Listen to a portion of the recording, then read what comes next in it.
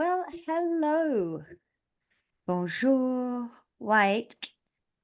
Geisa kuskwait kaviniskis. Hello. Good. No, that's good morning. I'm learning ASL. Good afternoon.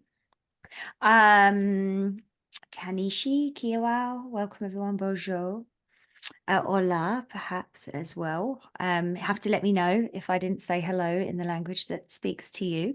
I'm trying to collect and have as many as I can to welcome everybody. But each and every one of you is welcome here. I'm really sorry that we can't see your fantastic smiling faces in this webinar mode, but nearly just hit 300. How fantastic that you're joining us on a Tuesday, probably after an incredibly busy day and still things to do. And so we deeply appreciate each and every one of you for being here with us in this moment. I'm just going to start sharing.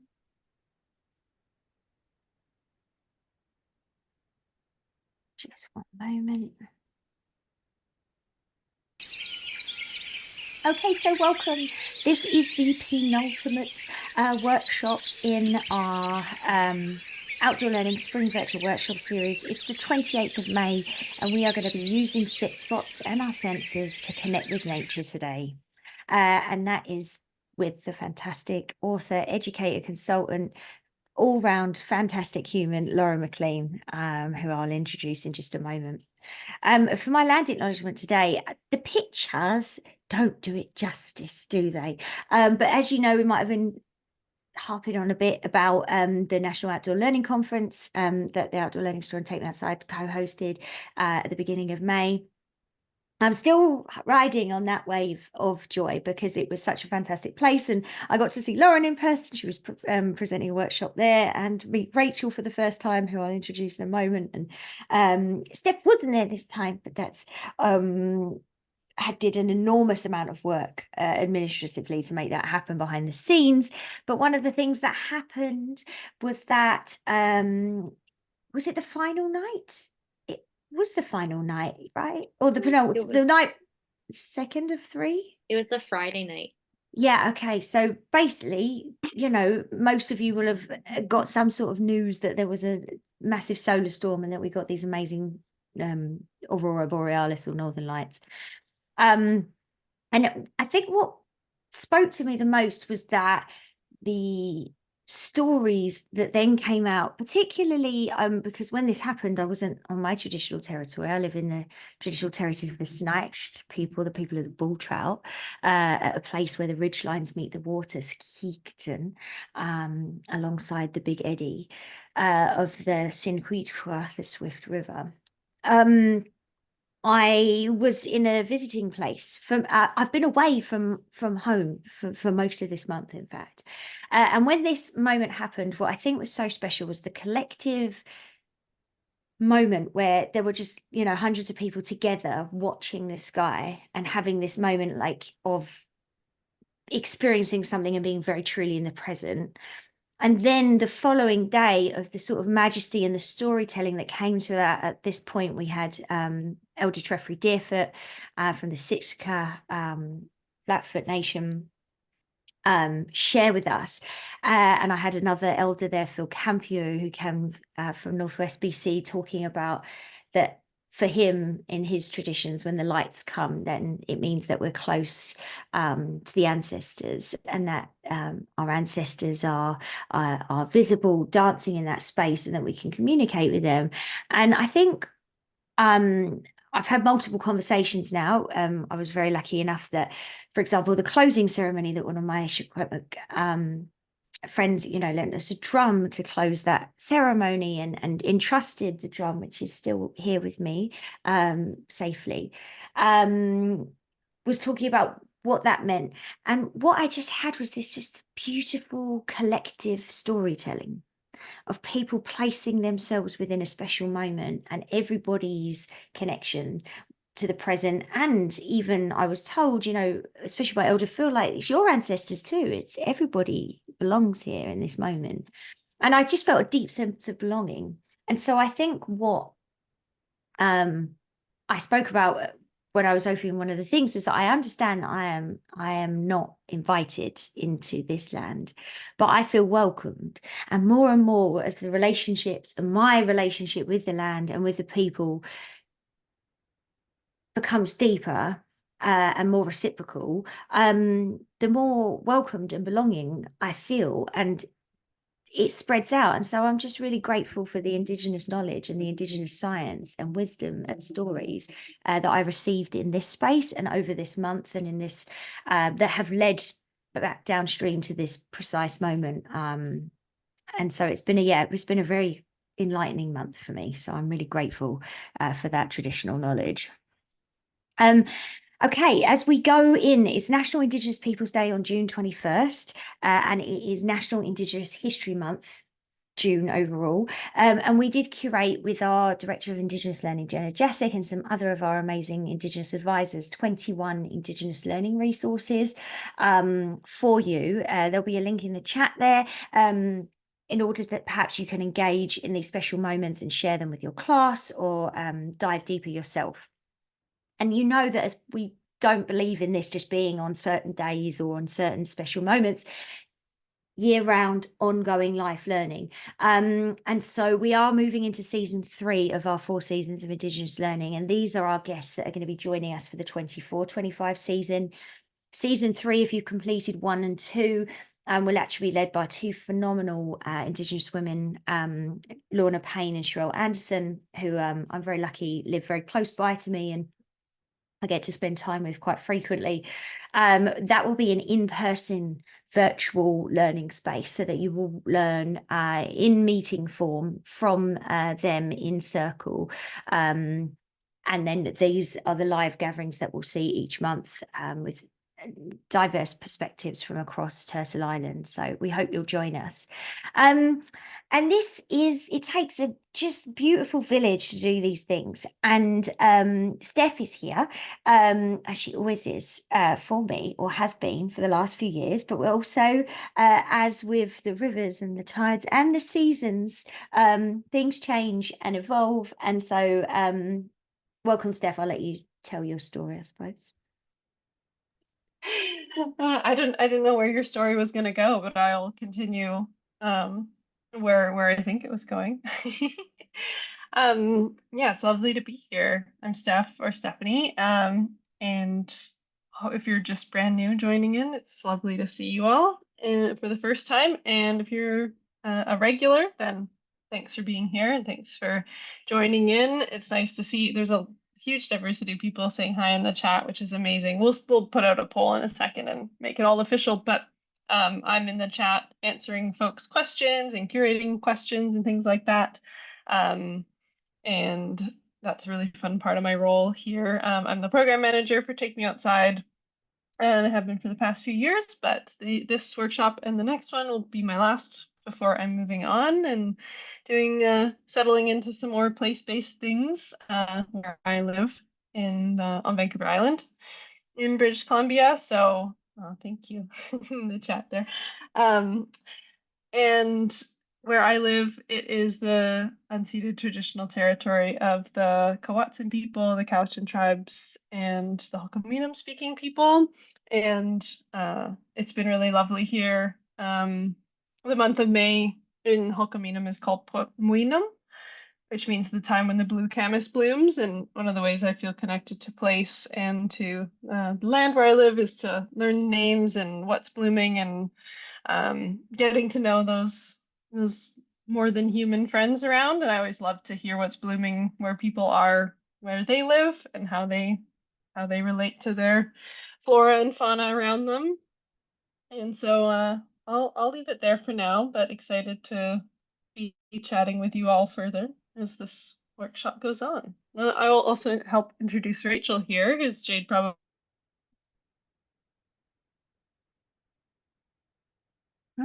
has a picture ready to go. So Rachel, education coordinator for herself. Hi, Hi, yeah, my name is Rachel. I'm coming to you from Treaty One here in Winnipeg, Manitoba. So I just joined Take Me Outside team this past winter as the Education Outreach Coordinator. So I'm looking really forward to getting to know more of you and working with you um, as my role moves to full time this summer and into the future. I've joined as a participant, but this is my first time, helping out, and I'm really excited to continue on this journey with you all. That's so nice. I nearly did like a sort of like dramatic like grab of the microphone and like, and I will miss you forever. I did it. Oops. I was thinking like sort of down on one knee. For some reason, I'm like Bruce Springsteen or something. I don't know. But Steph, I will miss working with you because you are legendary. But I'll come pop by for some more saunas and swim times. That was the last time we saw each other in person when I was on the island, and I would love to see you again. And Rachel, it was fantastic to meet you and get to do more work with you. So it's bittersweet, I shall say. But okay, I suppose we should continue on with the workshop and all that stuff and I'll stop being sentimental. And I have a poll to share. So there's two questions and I'm going to launch them. Aha, I've done the global one. Sometimes I do the global one, sometimes I do the one which breaks down Canada and the US into constituent parts, in the colonial sense anyway, of the way we do those things with our imaginary lines. But here, there's two questions. Have a little answer for us. We'll give you just a couple of seconds here to get acquainted. If you are not represented in the answers, because there's only a maximum of 10 spots you're allowed, so we sort of run out, feel free to share in the chat. If you want to share what's blooming, I love that concept, Steph. I really like the idea of like, what's blooming. Us, it's all the ferns. The ferns are just unraveling because it's raining here. Thank goodness. We had a very low snow winter with El Nino. La Nina's kicking in. Hopefully it rains basically for the next 2 months so that we don't have raging forest fires outside of the regular small natural ones. Lupins, fruit trees, cherries are out. My goodness. We're not quite there yet. We've had a little cheeky bloom, but no fruit. Okay, I'm going to end the poll in 5 seconds. 4, 3, 2, 1. There's 455 people here. That's pretty awesome. Okay, so we're mostly Turtle Islanders, more in Canada. Oh, couples of people joining us from Asia and someone from Australia or Oceania. That's very exciting. And hey, look, we've got a lot of early childhood, lower grades, but someone from every single category of educators that we could sort of put into these small boxes. So very, very grateful for each and every one of you. How exciting. I'm pretty sure there's going to be something for each and every one of you in this awesome space. Look, loads of people support this work. Heaps of them are non-profit with resources, links, potential for funding. Check out our website if you need support or something, want to dive deeper into a particular topic or an idea or connect to something within your place, please check out our website. I'm hoping that we'll have someone that can support you in the work you're doing. Really quickly, we've got some amazing courses coming up. You can celebrate Indigenous Peoples Month by signing up for Connecting to the Land the Métis Way, which is a 4-part learning series. It starts in June. We are doing the 30-hour outdoor learning certifications. That's lots of online learning, a monthly live meetup in a meeting format where you can connect and build community. So far, people seem to be really enjoying it. But here we are. It's the main event. It's the meat of, I don't know. Sorry if you don't eat meat. I'm just thinking of my mum's roast dinners. I'm being very sentimental at the moment. Anyway, but we're in the main course, the entree, if you will. Here we are. Laura McLean. And like this is personal for me because Sit Spots is a practice that was offered to me, shared with me by someone like 5 years ago. And it was not something that I did because I'm like an action sports, games, play, doing stuff and things. I'm not a still person. I've had to cultivate stillness and quiet spaces I was the kid who would interrupt the quiet time, all that. And what I found is, because I never did it outside, and learning about sit spots has revolutionized the way that I work with young people. It also revolutions the way I work with adults when I'm guiding in the backcountry, because we will do one, and whether they realize that's what's happening or not. But you wrote a beautiful book called Me and My Sit Spot. There's now an early learners version specifically, and moi et mon coin nature, ou j'aime monsieur, en français. So, you know, it's got a story to it. I'll let you do more, but it's not just here's some instructions. There's this beautiful connective story to really settle your heart and soul into what this sort of experience of a sit spot is. And to introduce Laura McLean, if you haven't heard of her, not only are you an elementary school teacher, a consultant and accomplished author, evidently, you have written enchanting stories that show how important it is to spend quality time in nature. You host your own Teach Outdoors podcast, where you share strategies for bringing the classroom into the great outdoors, and you interview super inspiring educators. But it's your passion, really, and you're such a lovely, fun human. Anyone who comes to your workshops in person feels this, and so I'm very excited for you to share it on screen as well. And yes, it's inspired both children and adults, myself included. And so thank you so much for being here, and I'll pass it over to you. Well, thank you so much. I'm just going to hopefully share my screen. We're good to go. Looks perfect works. here. We're going to Excellent. hide and highlight you. Sounds good. Well, as Jade said, thank you so much for that introduction. My name's Lauren McLean, and today's session is called Using Sit Spots and Our Senses to Connect with Nature. So hopefully I can press next. Here we go. I do want to start by saying that I am presenting to you today from Port Moody, which is situated on the unceded, ancestral, and traditional lands of the Coquitlam First Nations. This is where I'm living, raising my 2 children in the picture there, trying to give them the same freedom that I had as a child to explore the outdoors, to develop a connection to the land. And I feel quite strongly our family and my work as an educator, how we are committed to listening to the land and learning from the stories that are shared by our local knowledge keepers, helping us foster a sense of respect and understanding for the rich cultural heritage of these lands. And the term there, the land that brought me up, is a beautiful saying that I learned from our district, so SD 43 in Coquitlam, from our Indigenous education department, because I just find that relationship that the land was the one to bring me up, and now I'm doing that with my own children. So a little bit about myself. I know Jade did a beautiful job there. So before becoming a teacher, similar to Jade, sort of that, we have similar energies. I played field hockey for our Canadian national field hockey team for about 7 years. When I retired from sport, I started working for the Soaring Eagle Nature School. So I was paired up with a nature mentor who I still am in contact very closely with to this day. I then became a public school teacher, and 17 years later, I'm now teaching grade 2-3. I'm an outdoor learning consultant, so I work closely with individual schools as well as school districts on how to support teachers connect their curriculum with outdoor explorations.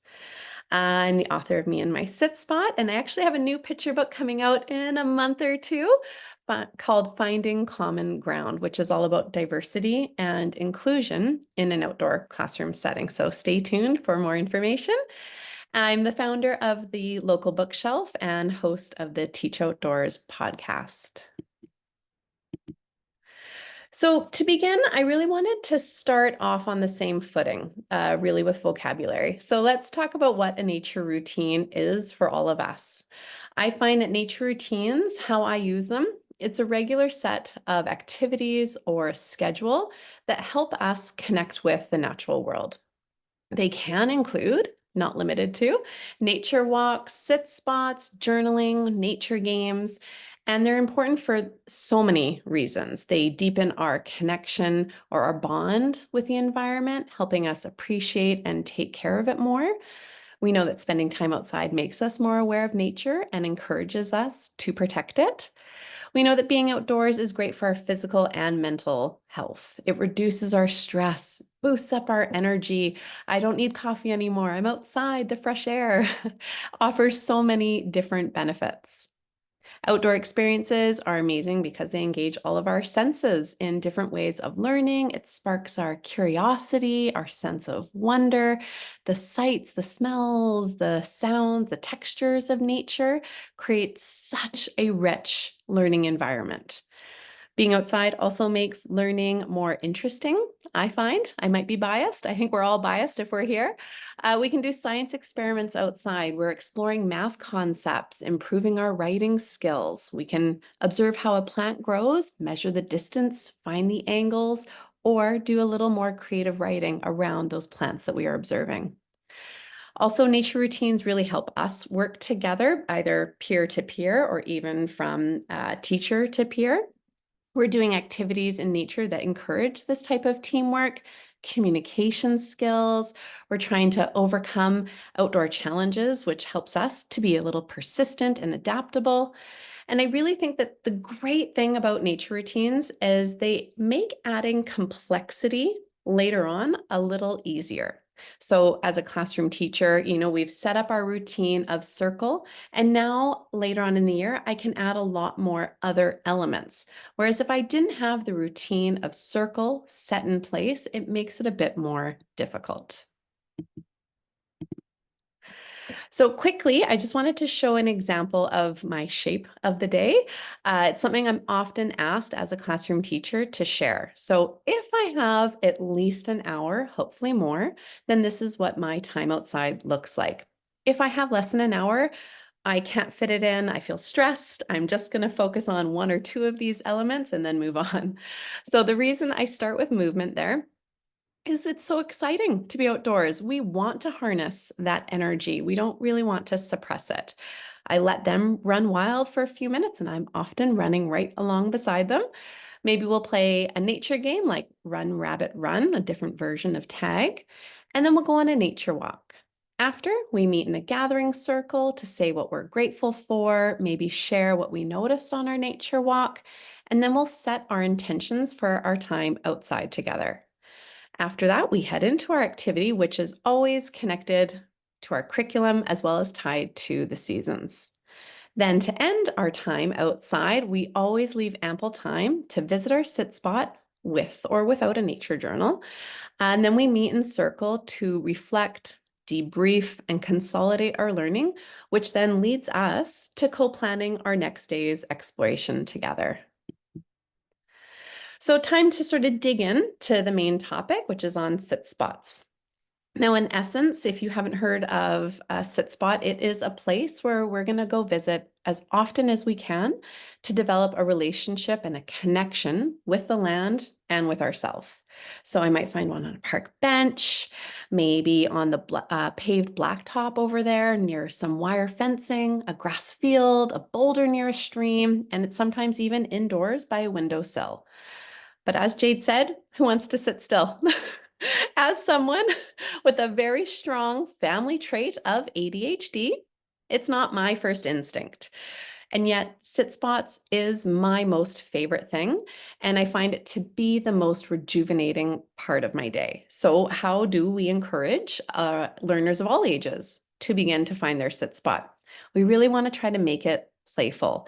So maybe we'll start with a game of hide and seek or camouflage, and then I'll intentionally count down quite slowly. So everybody's off hiding in 10, 9, 8.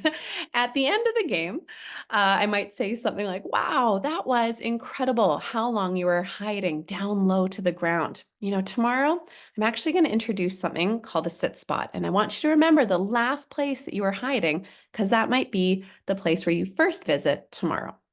Now, depending on the age of your learners, I actually might start with a group sit spot. So for the early childhood educators, even in kindergarten grade 1, I know at my child's daycare last autumn, we had all 12 of those kids sitting in a small grassy hill under 2 oak trees.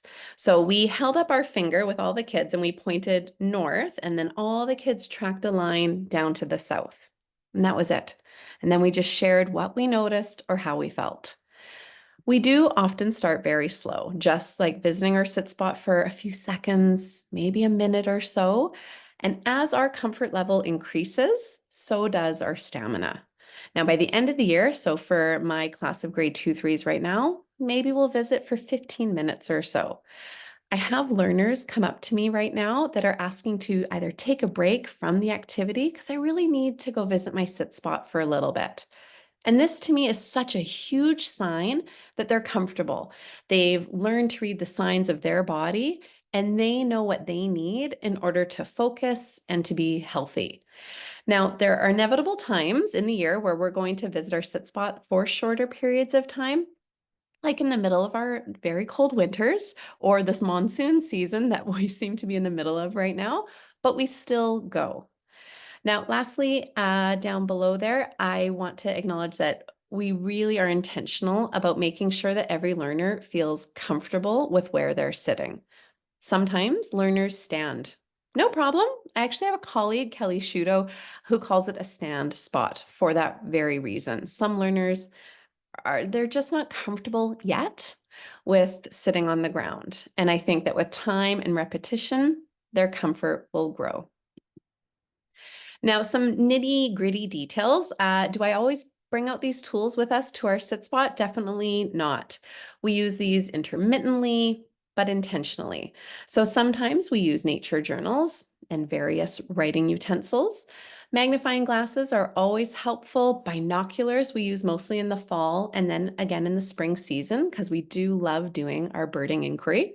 I love doing the birding inquiry. Field guides are probably the most common tool that I bring outside. And I know the Outdoor Learning Store has some really great sets. There's so much independent research that come along with field guides. How are they organized? How are they structured? If I'm looking up the bird field guide, for instance, and I'm looking on that one page, how are all those birds on that one page the same and how are they different? Something really simple. Lastly, a compass that helps us explore with the cardinal directions and integrating some basic navigation skills into our outdoor adventures. Now, as a part of our introduction to sit spots, we often try out several different locations to find the one that suits us best. This practice helps us identify what's comfortable and appealing about each spot. So to facilitate this process, we engage in a simple compare and contrast activity. So as we're standing in circle, I'm going to ask each learner to point in the direction of a sit spot area that they think they'd like to spend some time observing and experiencing. So they walk calmly into the space, they observe around them for a few minutes. I call them back using my chickadee-dee-dee-dee-dee call. They all come on back. We compile a list of attributes that describe the spot. So we think about the physical attributes. We also want to really highlight the sensory experiences that it provides. It might be the amount of sunlight, the type of vegetation, maybe the sounds that you hear, and we can even talk about things you liked or things that you didn't like. The next day, as we're standing in circle, again, I want everybody to point in with one hand where you were yesterday. Now point with the other hand a new area that you would like to sit. So again, just even having those visual cues, those kinesthetic cues is going to help people go explore somewhere new.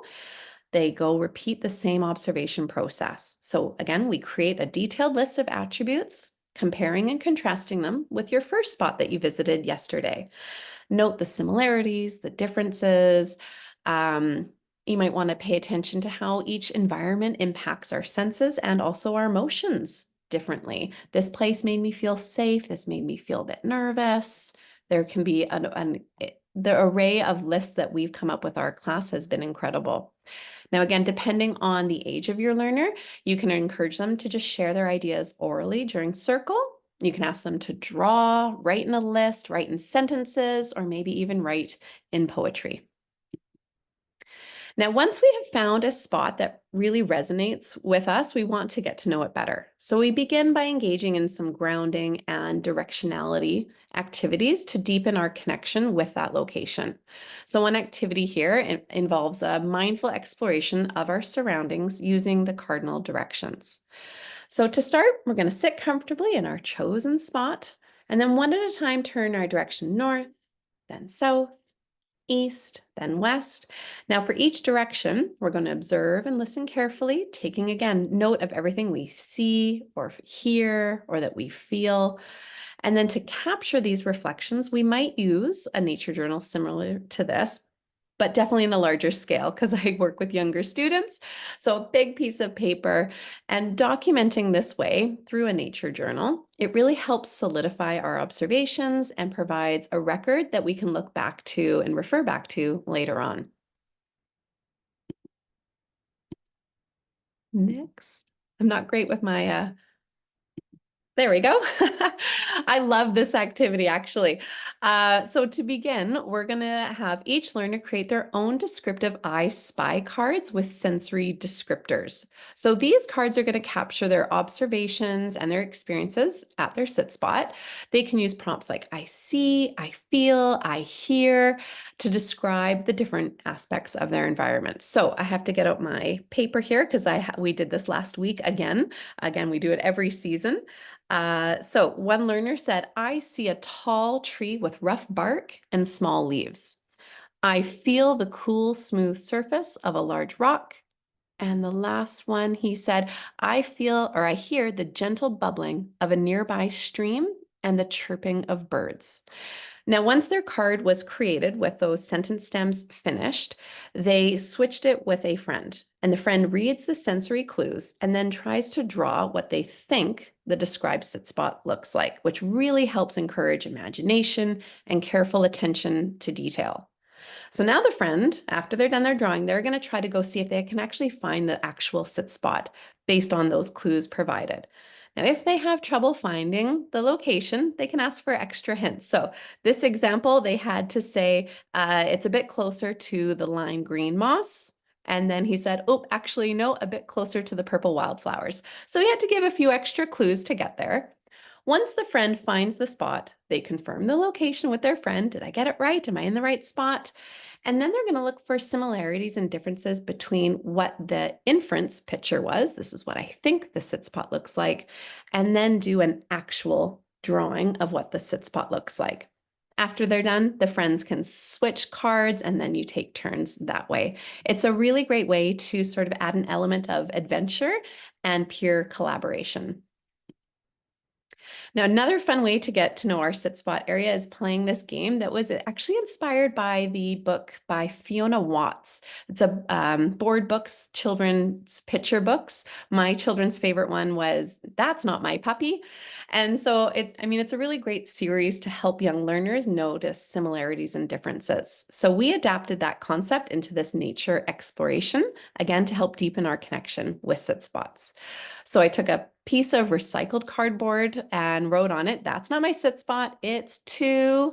And it really helps set up this idea of observation and comparison. Now we've cut out a little viewfinder in the middle, and using that viewfinder, we're going to go look through that cutout to explore different parts of their surroundings. So up and down, walking all around.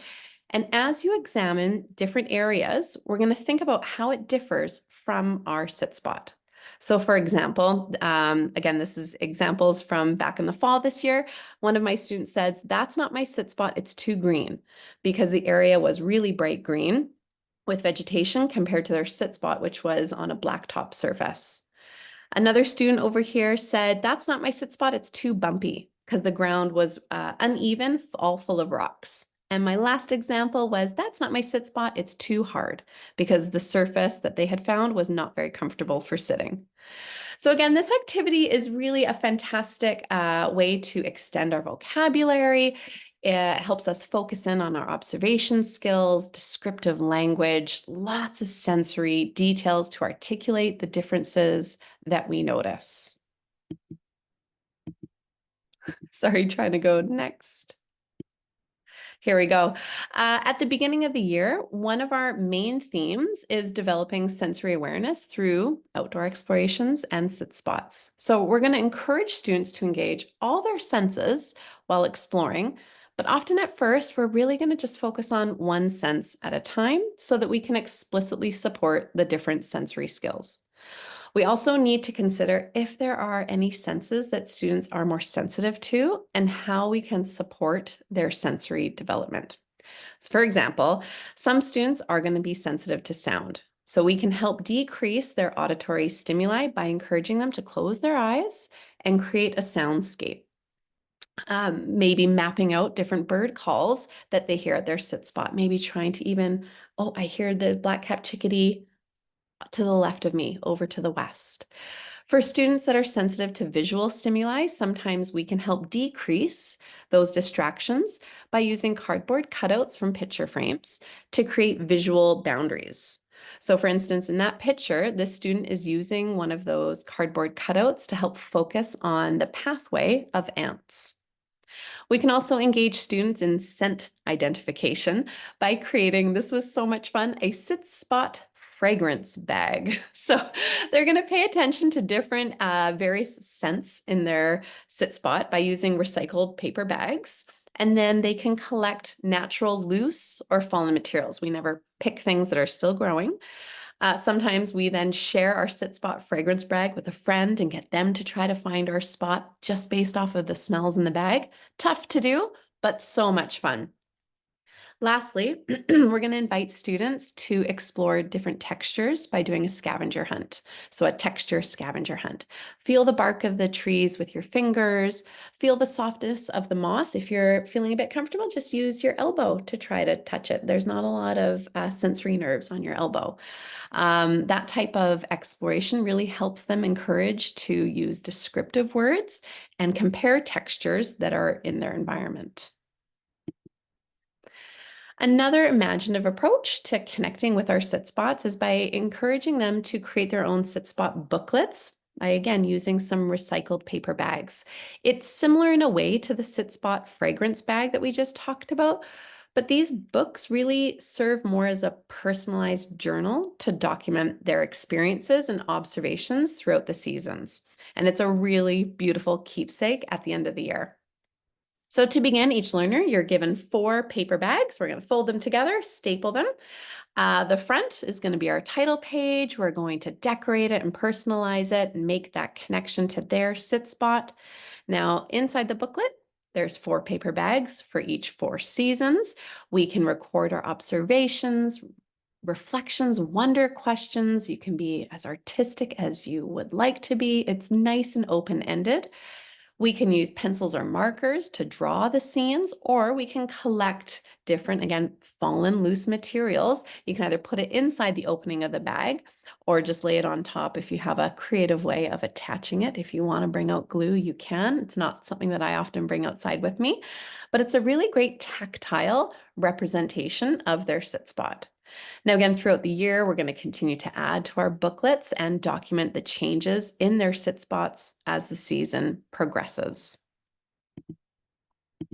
Oops. Sorry, everybody. I'm not great at obviously pressing the forward button on my computer. Another key aspect of our sit spot exploration is providing prompts or questions to help guide the learners when they visit their sit spot.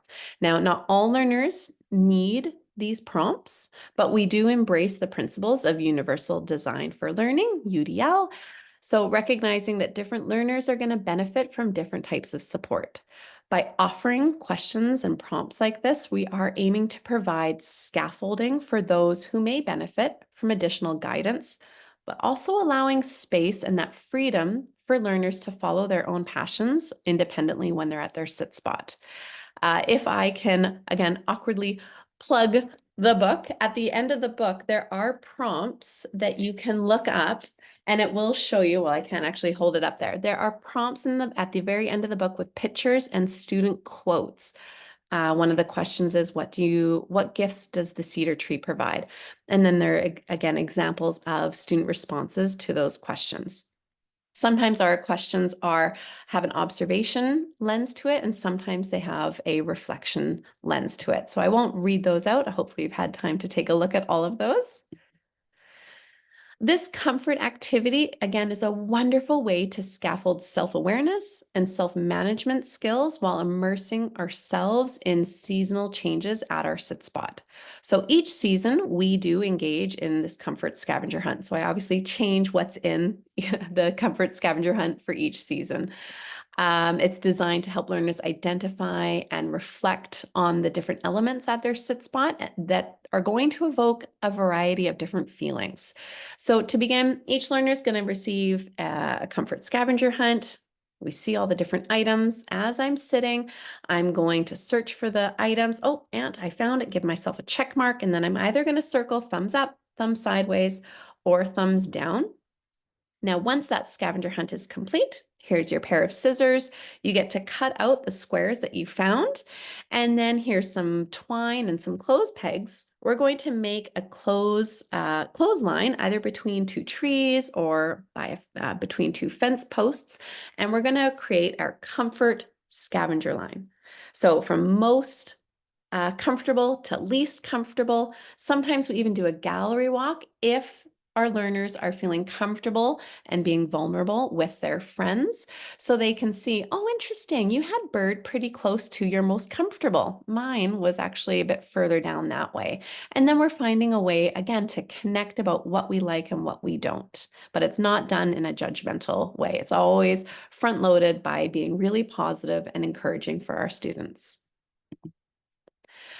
We can also incorporate a lot of mindfulness activities into our sit spot. So first, we'll all sit down, stand, lie down if you want to, and we're going to start with some deep breathing exercises, and I'll guide everyone to take slow, deliberate breaths, really focusing on each inhale and exhale, centering ourselves. We're really going to try to stay present in the moment, and then we're going to practice some mindful listening. I'll ask the students to pay close attention to the sounds around them, noting the direction that each one's coming from. And we might do some body scanning. So I'll guide the students to focus on the sensation of their bodies, maybe starting from their toes all the way up to the top of their head, releasing any tension and becoming really attuned to their sit spot environment. Now, I'll say this picture is one of my most favorites, because this child, while I was doing the body scanning, she actually fell asleep. It was such a beautiful moment. Now, we can also empower students to artistically express themselves at their sit spot using natural materials around them. So it might be with leaves or twigs or flowers and rocks. They can create intricate patterns or sculptures. And what I love is that hands-on piece. It not only gets them interacting directly with their environment, but it helps them see themselves as part of the landscape. So they might arrange different colored leaves into a mandala, build a sculpture using twigs and stone, thinking about balance. There's so many different examples. It's also a great way to get them to use their creativity and their imagination. They might pick up a twig and see it as a miniature bridge or a collection of rocks that could be the pathway to their sit spot. Now, sit spots can also serve as a really invaluable observation point for studying the local ecosystems and biodiversity. So this is something that I'm doing a lot with my grade 8 middle school buddies right now to help with their scientific inquiry and their observation. So we guide students in tracking monthly changes in plant growth, animal behavior, seasonal patterns over time. So we provide them with a very simple guiding template like this, also along with a field guide and sometimes with a camera because they are older students, to document their observations over time. So imagine every learner has got a page like this for every month to track their observations over the course of the school year. And throughout that year, they're recording data on plant phenology. So what month was it flowering or leafing out? What month were they seeing different animal sightings or different animal behaviors? And they can note changes in weather patterns. And I really think that by engaging in this type of long-term observation, the students have really developed a deeper understanding of their local system and the biodiversity. Why didn't I see that plant in December? I saw a lot of it in September, but they had never really noticed that difference before. Now, as we wrap up, we're going to dive into how we integrate nature journals into our sit spots. So these journals are a dynamic reflection of our outdoor experiences, and they're evolving alongside the ever-changing tapestry, really, of nature. So for our classroom, our nature journals must remain flexible to accommodate our emergent learning opportunities. So unlike structured worksheets, which I find often restrict my exploration with the students, our journaling approach is really fluid. It's responsive to the dynamic environment that is surrounding us. I mean, we're so constantly influenced and inspired by the world. So our journals are really trying to serve as a reflection of that process. So this year specifically, we have to be very adaptive to our environment by using vertical learning surfaces. So that fencing, that picture on the left-hand side there, so that every learner in my classroom can participate regardless of mobility challenges. So unfortunately, our school, we don't have any picnic tables at our school, and it presents a lot of obstacles for some of our learners that are in a wheelchair when we want to do some nature art or do writing activities. As I mentioned, our journaling methods can really vary. So sometimes we do use a traditional notebook to document observations, like comparing the nuances there between alder and Douglas fir cones. And on other occasions, we just simply opt for a clipboard and a blank piece of paper to go out and do some data collection. I do love to incorporate math into everything we do outside. So what's happening in that picture there, we've got someone sitting at their sit spot and they're distinguishing between trees with leaves and trees with bare branches. So again, this is the last part, is that I just wanted to emphasize that it's through all of these very diverse approaches to nature journals, but specifically to how we incorporate sit spots through our day with different connections to curriculum and different competencies that we're trying to support, that we nurture curiosity and a connection with the natural world, which is really helping foster inclusivity and creativity in our outdoor explorations. So if we had time, I was going to play this, but I think we're going to end so that we can have some questions. But if you wanted to look up this beautiful, it's a song written by Brandon Grant called From the Trees, and he wrote it based off of some of my journal entries in my nature book while I was sitting at my sit spot.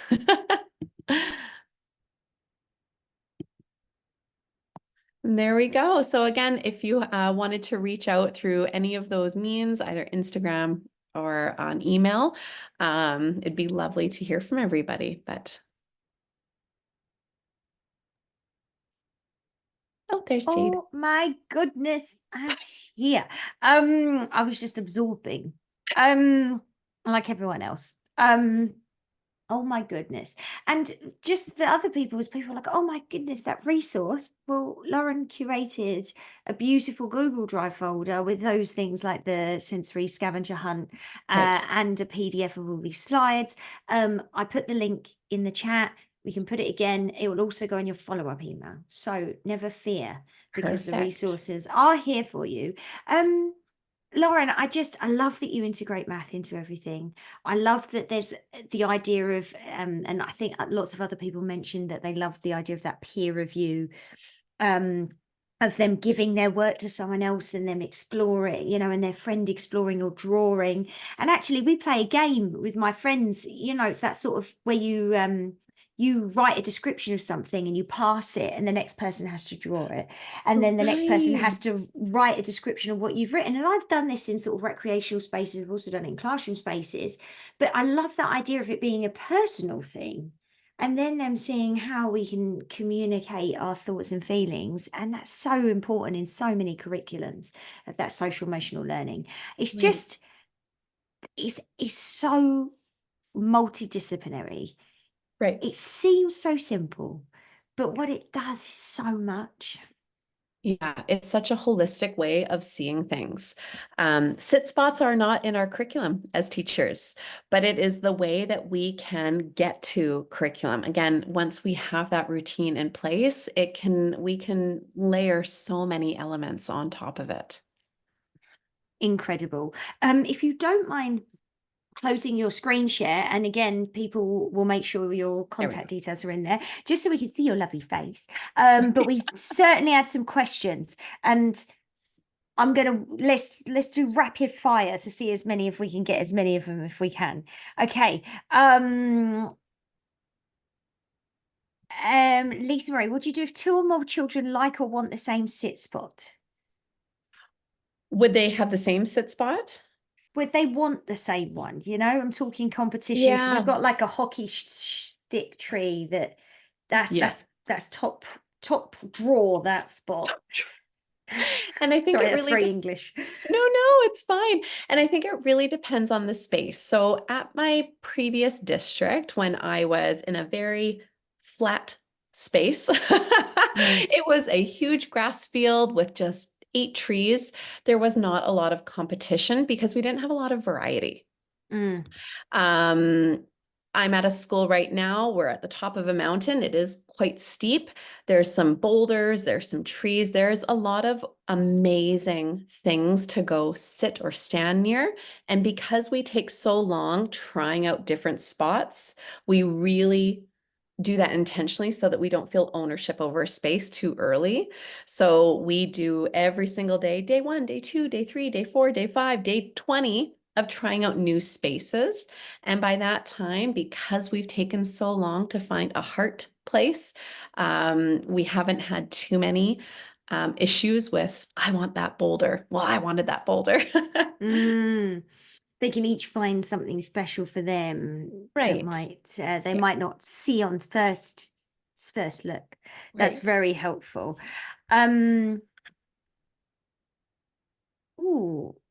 So one person said that they tried their activity twice, but after that, one particular student refused to join. And they're a bit confused about how to give instructions to encourage this child to willingly join. And how many minutes is sort of recommended for it? Maybe they went in with a bit too much time and it felt a bit overwhelming.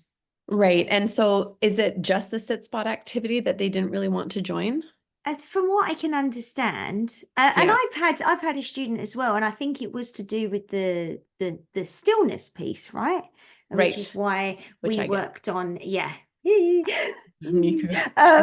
so we worked on one student circled a tree for me. They needed to, and they did sideways spaces, and I asked how they felt when they were interacting with movement. What did it look like from different sides, or it's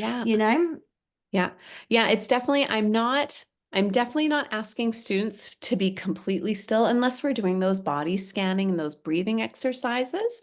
Then maybe that's a little different. I definitely make sure that we have had enough time to actively get out all our wiggly jigglies, go run and touch something. Let's play another game of tag. Let's play a nature game. There's so many amazing nature games from the big book activity. I mean, Jacob, my goodness, like just flip open and choose 2. There you go.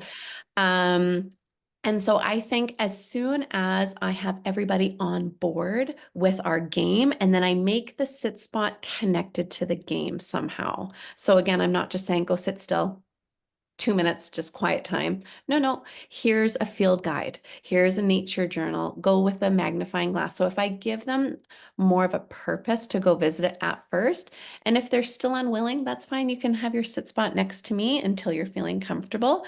Again, it's not in the curriculum that I want you to go sit at a sit spot, but if you're going to sit quietly beside me, we can still have those conversations. We will get there. Absolutely love that. Building steps into those safe spaces. And it's so interesting because like safety, I love what you were doing with the sensory scavenger of, like, for some kids, like sounds.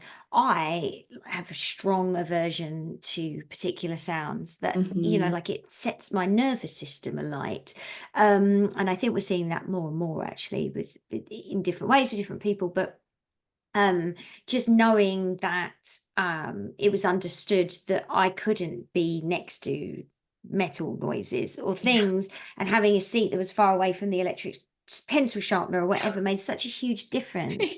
And Yes. so it might be that there's something going on in that particular space. So maybe just having a conversation with them to ask them, Right. what is it that you don't like? Is there a Mhm. way that I can make this more comfortable for you? Yeah. So Yeah. yes, Beautiful. great feedback. Okay. So a couple people asking about sort of like loose parts and nature materials. So people were talking about leave no trace. Do you return the things? Yeah. How do Good point. you have a talk about not bringing all of those things inside so that we don't have them outside? How do you play balance with this? Because And it's a tricky one. it is a tricky one, and it totally depends on the age. So my daughter is 3.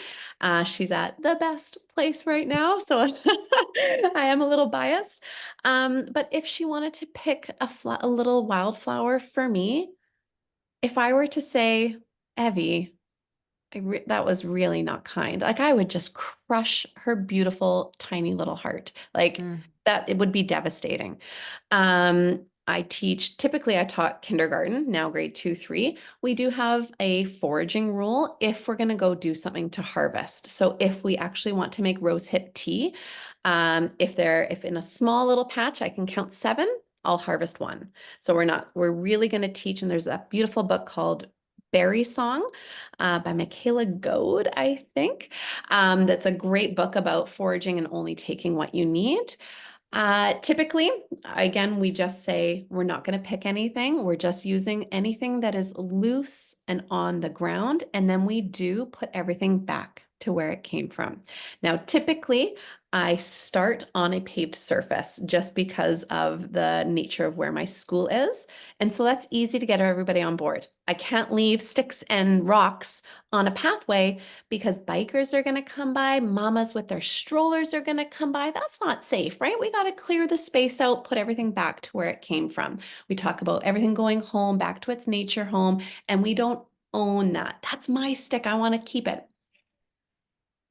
Nope. Right? That stick did belong to the forest. So sorry. Again, it really depends on the age of your learners, but we leave things out in nature. I've got big things with hole digging. We love to dig holes. They're also like an absolute hazard for hikers or people walking to break their ankles. So we just talk about the concept of that because they build their mouse houses and they don't, or their fairy homes. They want to leave them intact. But I think as well, if you're presenting lots and lots of opportunities for creativity, for making things, and then each time it gets returned, it doesn't become like this once in a lifetime opportunity, and they let go of it a bit more. Right? It's a routine and it's been front loaded. Yeah. So they're not surprised.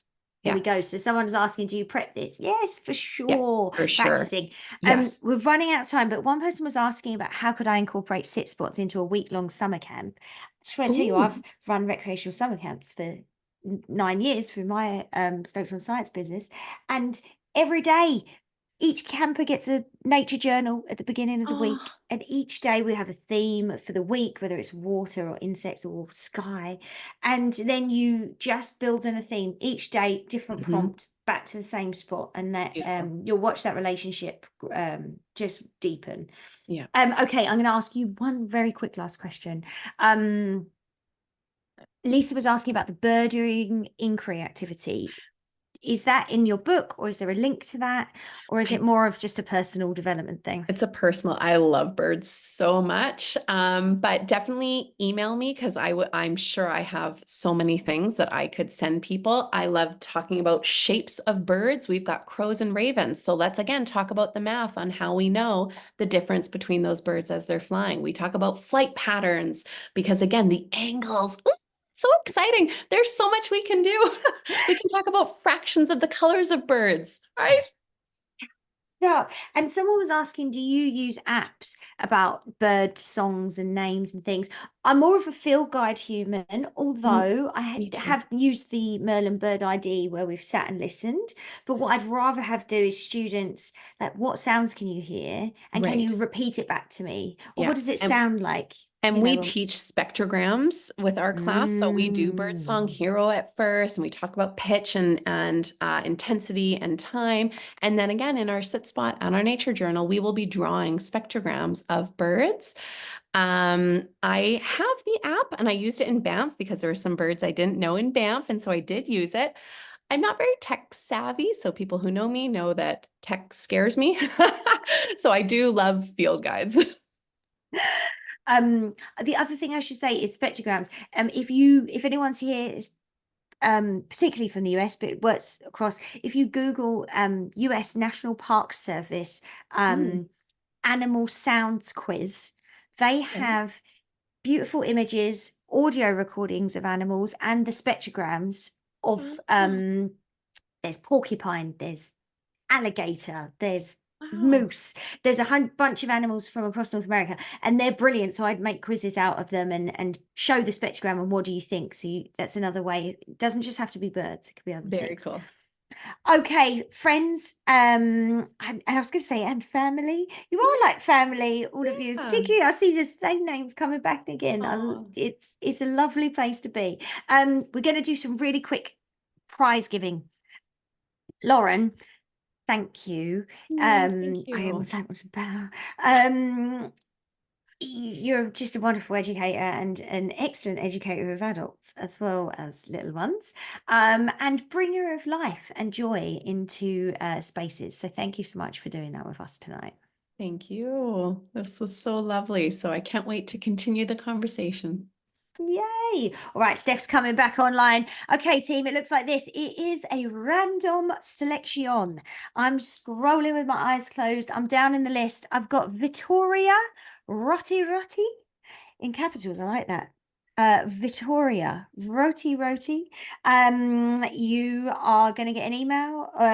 Maybe in the chat you can let us know if you're US dollars or Canadian dollars. You have won a $25 gift card to the Outdoor Learning Store. You might be able to get yourself a copy of me and my sit spot, perhaps. Okay, second winner, Zenat Merchant. Zenat Merchant. You are our second winner of a $25 gift card to the Outdoor Learning Store. You can let us know if you are US or Canadian. Okay, the scrolling. Okay, I've got Adora Tajan. Adora Tajan, you are a winner of a $25 gift card to the Take Me Outside nonprofit store. And last but not least, Jody Turner. Jody Turner, you are our fourth and final winner of a $25 gift card to the Take Me Outside store. Please stay tuned and join us for our next workshop on June 6th with the fantastic Leah Marie Dorian sharing Métis resources with us.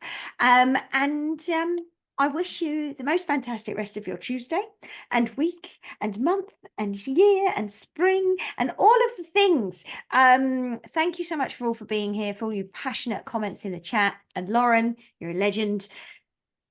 Excellent. So nice to see you again. And it feels like, we didn't have to wait that long. I hope I don't have to wait until next May.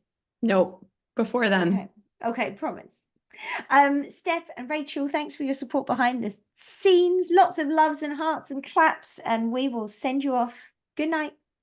Geisuk geschmiert. Thank you. Heitka.